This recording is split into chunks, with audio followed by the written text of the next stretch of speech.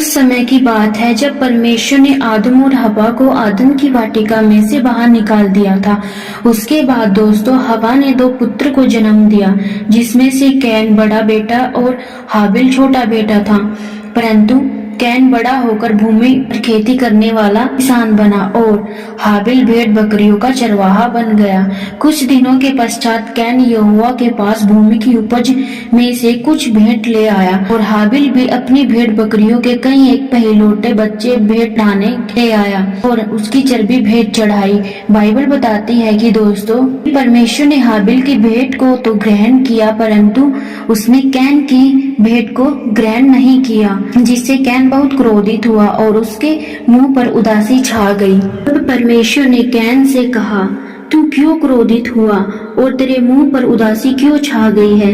यदि तू भला करे तो क्या तेरी भेंट ग्रहण ना की जाएगी?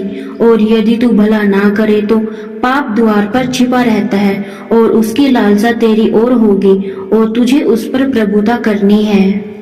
दोस्तों यहाँ हम देखते हैं कि कैन अपनी भूमि की उपज में से कुछ भेंट के लिए लेकर आया। शायद कैन अपनी बची कुची भूमि की उपज लाया हो, इसलिए परमेश्वर ने उसकी भेंट को स्वीकार नहीं किया। लेकिन यहाँ और बात थी दोस्तों कि परमेश्वर ने पहले कैन को अस्वीकार किया और फिर उसकी भेंट को, क्योंकि कैन के मन में दुष्टता भरी थी और बाइबल बताती है दुष्ट का बलिदान घृणित लगता है, विशेष करके जब वह महापाप के निमित्त चढ़ाता है। हाँ दोस्तों, अगर कैन का मन अच्छा होता और वो परमेश्वर से सच्चा प्रेम रखता तो वह भी अपनी भूमि की सर्वोत्तम भेंट परमेश्वर के सामने लाता, लेकिन उसके मन में कपट था, इसीलिए उसकी भेंट स्वीकार ना की गई। वैसे ही दोस्तों अगर मन में कपट रख कर परमेश्वर को चाहे कितनी भी भेंट क्यों ना दे, परमेश्वर उसे स्वीकार नहीं करेगा। वह हमारी भेंट नहीं, हमारा मन देखता है। ऐसे ही दोस्तों हम हाबिल के बारे में देखते हैं। जब वह अपनी भेंट प्रभु यहोवा के पास लाया तो बाइबल हमें बताती है कि प्रभु यहोवा ने उससे और उसकी भेंट को ग्रहण किया। दोस्तों हाबिल का मन कपट रहित था, वह परमेश्वर से सच्चा प्रेम रखता था, इसीलिए वह अपनी भेड़ बकरियों में से सर्वोत्तम भेंट लेकर आया।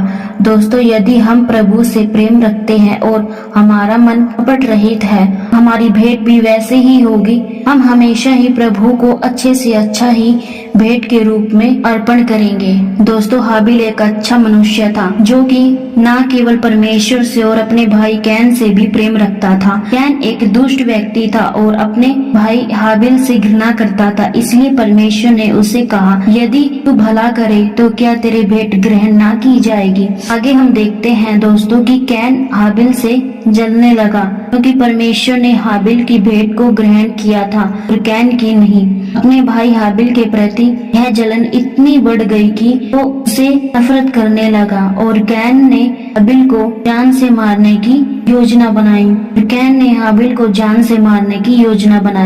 तब कैन ने अपने भाई हाबिल से कुछ कहा और जब वे मैदान में थे तब कैन ने अपने भाई हाबिल पर चढ़ाई करके उसे घात किया। कैन की ईर्ष्या इतनी बढ़ गई थी कि उसने अपने भाई तक को ही मार डाला। तब यहोवा ने कैन से पूछा, तेरा भाई हाबिल कहाँ है? उसने कहा, मालूम नहीं, क्या मैं अपने भाई का रखवाला हूँ? हम देखते हैं दोस्तों यहाँ पर कैन ने परमेश्वर से झूठ बोला और वह अपने आप को ऐसा दिखा रहा था कि वह कुछ न जानता हो।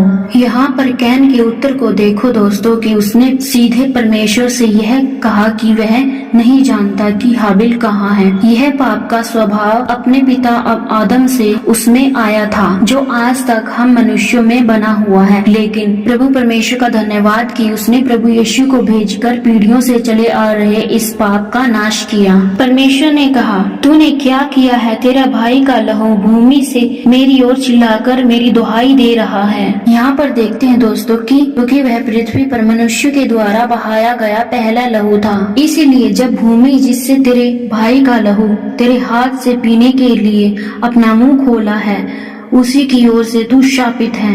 चाहे तू भूमि पर खेती करे तो भी उसकी पूरी उपज तुझे ना मिलेगी और तू पृथ्वी पर भटकने वाला और भगोड़ा होगा। तब कैन ने यहोवा से कहा, मेरा दंड सहने से बाहर है। देख, तूने आज के दिन मुझे भूमि पर से निकाला है और मैं तेरी दृष्टि की आड़ में रहूंगा और पृथ्वी पर भटकने वाला और भगोड़ा रहूंगा, और जो कोई मुझे पाएगा मुझे घात करेगा। इस कारण यहोवा ने उससे कहा, जो कोई कैन को घात करेगा उससे 7 गुना बदला लिया जाएगा। और यहोवा ने कैन के लिए एक चिन्ह ठहराया, ऐसा ना हो कि कोई उसे पाकर मार डाले।